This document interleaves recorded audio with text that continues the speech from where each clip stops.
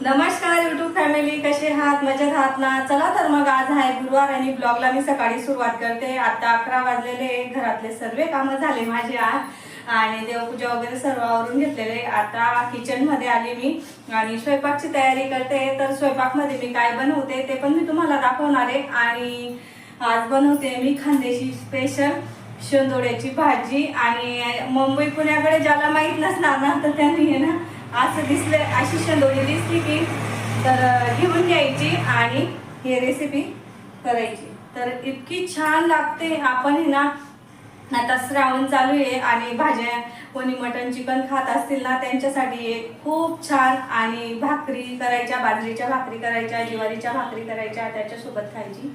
चपाती सोबत काही एवढी म्हणजे हे लागत नाही, पण बाजरी आणि ज्वारीची भाकर सोबत इतकी भन्नाट लागते ना, खूप छान लागते। तर ही रेसिपी मी तुमच्या